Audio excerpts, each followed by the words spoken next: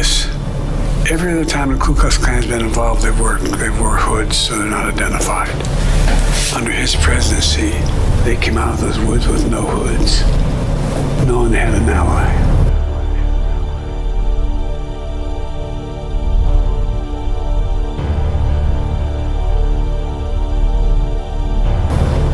That's how I read it. They knew they had an ally in the White House, and he stepped up for them.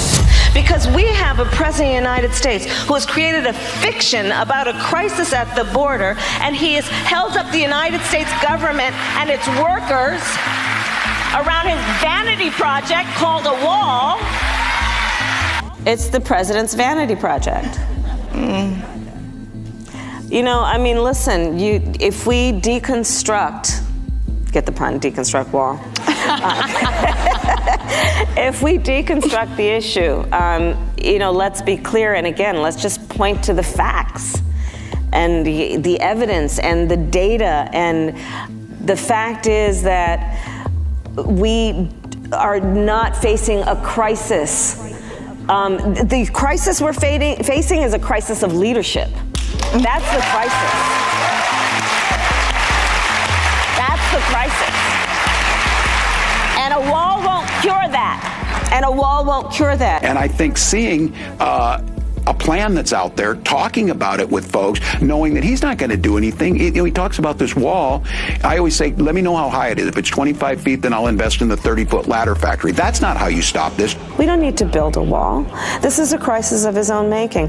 And by definition, just plain speak, basic English language definition, it is not an emergency. What's going to end up happening is that he will end up, without any question, if he proceeds, we're going to be looking at a situation where, in particular, homeowners and landowners in places like New Mexico and Texas are probably going to look at government taking their land. We're looking at military resources being focused, again, on the president's vanity project instead of focused on real national security issues. This issue is about a vanity project for this president. Right. And it is a problem of his own making. Right. And listen, when I travel this country, folks have plenty enough problems that they need their president to focus on, instead of a wall that, by the way, because I was a prosecutor for many years, including the Attorney General of California, I specialize on transnational criminal organizations. Yeah. That wall ain't gonna stop them. No. The border is closed. The border is secure. The border is secure. The only reason the border is not secure is Donald Trump and his MAGA Republican friends.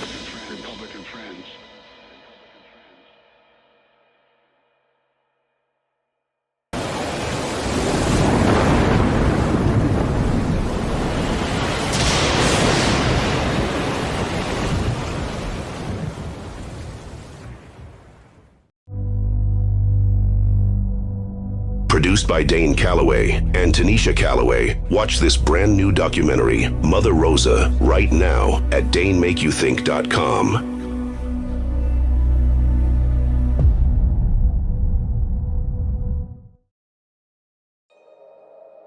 Like many others in her circle, Kamala Harris has been accused of being a puppet of the CCP, or the Chinese Communist Party. These accusations are based on her previous policies as Attorney General and the policies she presented during her last presidential campaign.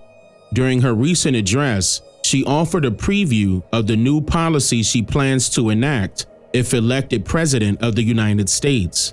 The video's camera angle created the illusion of a large crowd, but a photo of the scene reveals that she was in a room that wasn't particularly large. What's alarming is what she regurgitated from the teleprompter. Our country has come a long way since President Biden and I took office. And I know what home ownership means. It's more than a financial transaction. It's so much more than that. It's more than a house. Home ownership and what that means, it's a symbol of the pride that comes with hard work. It's financial security.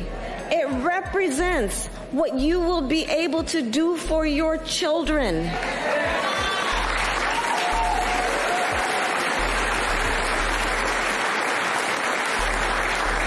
And sadly, right now, it is out of reach for far too many American families. Wait, she admitted that home ownership is out of reach for far too many Americans right now, meaning 2024, the last year of her being vice president of the United States. When she says far too many, that could also mean that she is admitting that a particular number of people should never be able to own a home. I wonder who she's referring to. That's not how a potential president of the United States should act, especially if they are indeed for the American people. The president should want everybody to be able to afford and purchase a home. There's a serious housing shortage. In many places, it's too difficult to build, and it's driving prices up. Now, I hope people are listening to her acknowledgement of the current housing shortage, the difficulty in building houses, and how she claims that it's driving prices up right now, rather than 4 years ago when Trump was president. Our country has come a long way since President Biden and I took office. A loaf of bread costs 50% more today than it did before the pandemic. Ground beef is up almost 50%. Hold on, wait, is she bragging that a loaf of bread and ground beef costs 50% more today than during the pandemic? Okay, did she not proofread her speech before she gave it? She admitted that prices were low when Trump was in office because the pandemic started in 2019. When she and Biden moved into the White House, prices increased. So is this an admission of guilt? Why would she compare the prices of things when she was in office as the vice president with the prices of things when she is in office as the vice president? That definitely does not make Biden look good, nor does it make her look any better. So now is the time to chart a new way forward. Now is the time to chart a new way forward. Even though Biden is the current sitting president, Kamala Harris was hired as his top aide in his administration. This gave her ample opportunity to chart a new way forward, as she claims, given her 4 years as vice president of the United States. If there was ever a law she truly wanted to create, sign, and pass in favor of Americans, she would not need votes to get into the White House because she's already there now. It is apparent that she did not have any significant accomplishments as the current vice president that directly benefited Americans. When Americans are asked about her accomplishments as the current vice president, here's their response. What is Harris's biggest accomplishment to date as vice president? I don't know. I don't feel comfortable doing this anymore. She was Good vice president. she was a very good vice president. That's an interesting question. Getting to vice president. I have to do more research on her, honestly. I'm just glad to see a woman of color in charge for once. That's it. I haven't followed her political career that closely. That's a good one. I don't know. Yeah. I don't want to go there. Surprisingly, Kamala Harris has yet to have a solo interview, not with her vice president, a solo interview with a podcast or a news station to answer the pressing questions that many Americans have. She cannot do so without reading from a teleprompter, which is not ideal, especially since her policies remain unclear. Americans should be able to make informed decisions about their next president based on each candidate's policies, and we should not have to wait until she has received over $500 million in donations to see her policies in writing. When people say that she is a better candidate than Trump, this cannot be simply based on her skin complexion, her being a woman, or her being a Democrat, because that will be undervaluing your vote. A legitimate reason will be based on the policies that she presents to Americans for America, because you wouldn't want to vote for a person who favors illegal immigrants over actual Americans who are funding their salaries, right? In the meantime, illegal immigrants in California now one step closer to receiving state funds that they could use for a down payment on a home. Senior national correspondent William LaJeunesse reports. Hi, William. Well, Martha, the bill just passed the state Senate and now goes back to the Assembly, where Democrats have a supermajority, and aides tell me it is likely to pass. The bill makes illegal migrants eligible for $150,000 to buy a new home. Lawmakers created the program so citizens and legal residents could afford to live here. But last week, Democrats changed the law to say this: an applicant who meets requirements for the loan assistance program shall not be disqualified solely based on the applicant's immigration status. The social and economic benefits of homeownership should be accessible to everyone, regardless of immigration status. So the program provides first-time buyers with a zero-interest loan up to 20% of the home's purchase price. So that's up to $150,000 cash up front for a down payment and closing costs. This year, this $255 million program sold out in 11 hours, requiring a lottery. 18,000 applied, 2,000 got loans. And when a home sells, the state is repaid with a small percentage of any appreciation. The bill is sponsored by a prominent Latino rights group with close ties to Vice President Harris. The bill is sponsored by a prominent Latino rights group with close ties to Vice President Harris. What the rest of the America needs to be worried about is the Kamala Harris-Walz administration taking these crazy California ideas and nationalizing them and taking them to the rest of the country. The country can't afford to buy illegal immigrants' homes. Well, this bill does have a lot of Democratic support. The question is, does Governor Newsom sign it? If it passes, smart money in Sacramento tells me he does. Some of you may recall that California Governor Newsom set up a California reparations task force to inquire about reparations for so-called Black Americans. He listened to their proposals, and the task force disbanded, and nothing came from it. Now, Newsom is about to hand over $150,000 in interest-free home loans to illegal immigrants who have not become citizens of this country or even paid taxes in this country. California residents should be concerned about how Newsom is spending their tax dollars. Kamala Harris and her administration want to incorporate this law into their policies so that it could become a national law if she becomes the new president, being as though the group sponsoring this bill has close ties to Kamala Harris. So far, the Democrats have been helping immigrants this entire time. Just take a look at how much money Joe Biden handed to Ukraine and welcomed them into America with open arms. Based on that alone, it is apparent that the Democrats' agenda is not in the best interest of Americans. Now, hold on. The Republicans aren't necessarily better, but at least Trump and Vance have their plans and policies publicly available for everyone to review.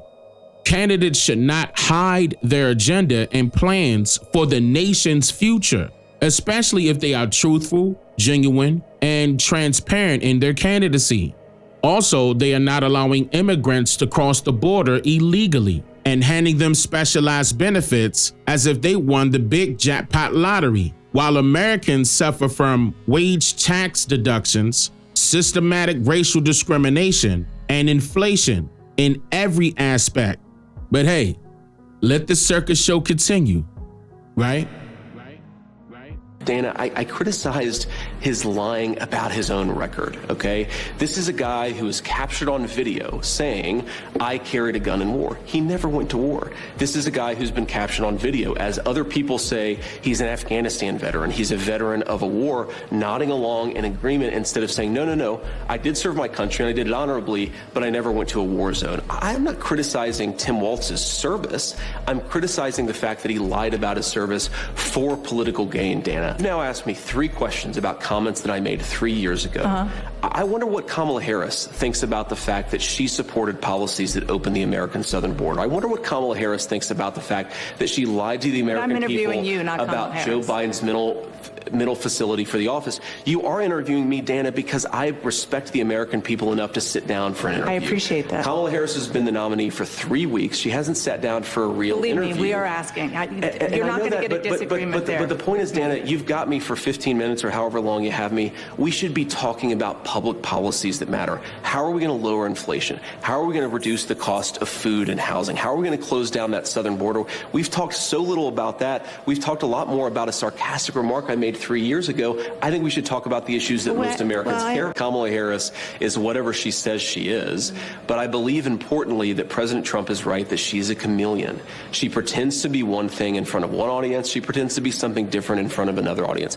Look, Dana, she's not running a political campaign. She's running a movie. She only speaks to voters behind a teleprompter. Everything is scripted. She doesn't have her policy positions out there. She hasn't answered why she wanted to ban fracking, but now she doesn't. She wanted to fund police, but now she doesn't. She wanted to open the border, but now she doesn't. She should have to answer for why she presents a different set of policies to one audience and a different set of policies to another audience. And I think that's what President Trump is getting at. This is a fundamentally fake person. She's different depending on who she's in front of. And I criticize people for not having kids. I criticize people for being anti-child. And I do think that Kamala Harris has made some bizarre statements. She has said things like it's reasonable not to have children over climate change. I think that's the exact opposite message we should be sending to our young families. I want to expand the child tax credit. I want to stop those surprise medical bills. I want to make housing more affordable so that if you have a young family, you can actually afford to put them in a home. And I think that it is unfortunate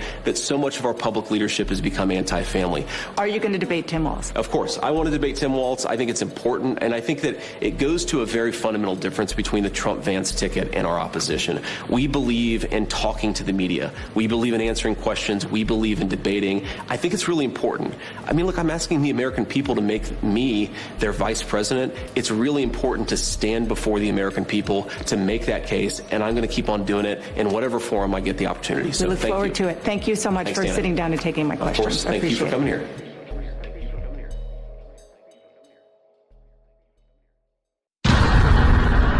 I'm just here to make you think. Slow down. Yeah. Sub up like